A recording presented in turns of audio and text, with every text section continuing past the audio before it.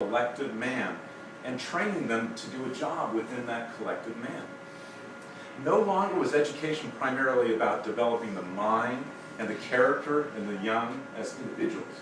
Instead, it was about molding these children as instruments to be used by others. Now, we see this in the fruit, we see the fruits of this in the Common Core standards right here. How many of you guys have heard a little bit about what's going on with Common Core standards? All right. Now, I'm not going to go into all the specifics of it, but we're talking about the philosophy that has come into it. Now, this is from the webpage.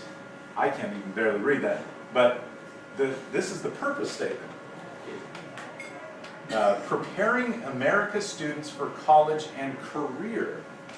Remember I said that they're preparing us to do a job within the collective man. Now, this is the mission statement of the Common Core curriculum. Well, I guess it was so light that it's not going to, that's okay, I'll read it to you. This is right on their homepage. The Common Core standards provide consistent, clear understanding of what students are expected to learn, so teachers and parents know what they need to do to help them.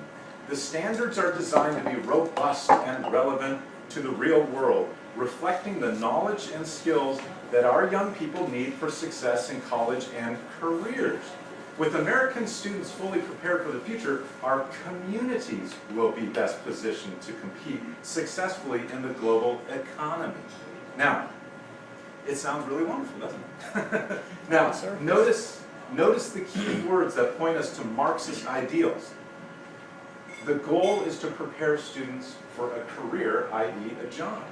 Not a mention of the development of mind or character of someone who could live and function independently. That is called training, not education. That is the goal, training for a career.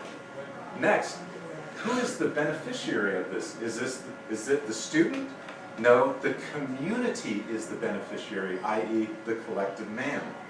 And finally, does it have as its end such lofty goals as the mental, moral, and character development of the individual? No, the end game is money. To serve in the global economy is the stated purpose at the end of the statement. Now, is that what the Department of Education sees children in the public schools as? Cogs to be placed in the wheels of the global economy?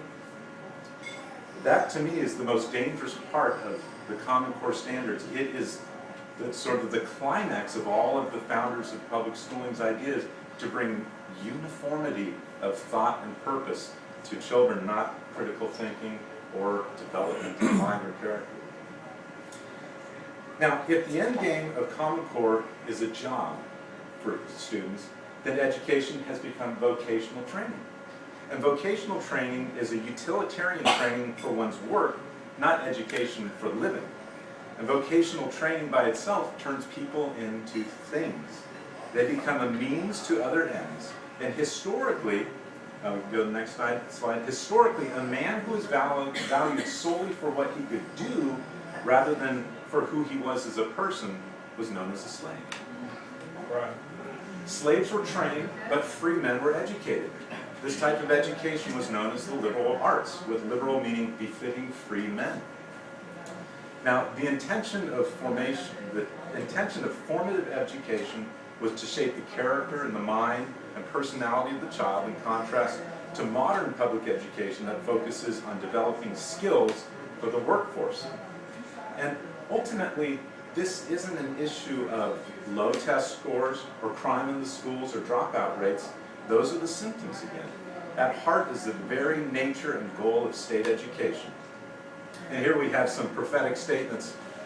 John Stuart Mill said in the 19th century that a general state of education is a mere contrivance for molding people to be exactly like one another. And the mold in which it casts them is that which pleases the predominant power in the government. J. Gresham Machen, the great founder of the Orthodox Presbyterian Church, was called to the 1926 Senate Committee about the Department of Education. He said, "The Department of Education is to promote uniformity in education. That uniformity in education under central control, it seems to me, is the worst fate into which any country can fall."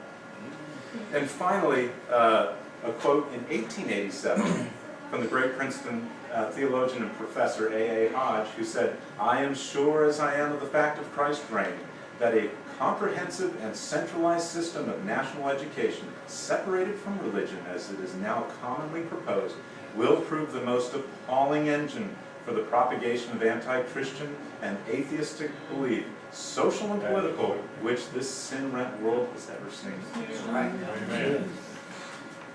Now, over the last century and a half, government schools have indoctrinated generations of children to believe in evolution, relativism, postmodernism, feminism, socialism, mindless tolerance, sexual promiscuity, acceptance of homosexuality as a normal alternate lifestyle, and a raft of leftist ideologies. And each one of these is powerfully and readily accepted in such a peer-based environment where individuality is frowned upon and mocked. And each one of these ideas militates against family, religion, and economic freedom. So far from slowing down, the pace of indoctrination is increasing at a rapid rate. And Obama is no hindrance to that.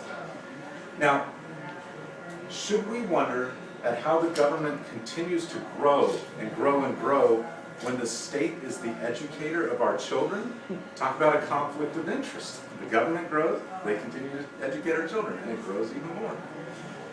Now, he who controls the children controls the future. That is one of my favorite quotes. He who controls the children controls the future. Remember that five-day week of humanist indoctrination that was quoted earlier. Now, can we who argue for limited government continue to conscientiously make use of the most powerful government program, state education? Now, as an important aside, I do want to mention that I don't intend my comments to disparage or denigrate the work of individual teachers in the school system. Many teachers are doing heroic work and they care for children, but as J.T. Gatto puts it, the abstract logic of the institution overwhelms individual teacher contributions.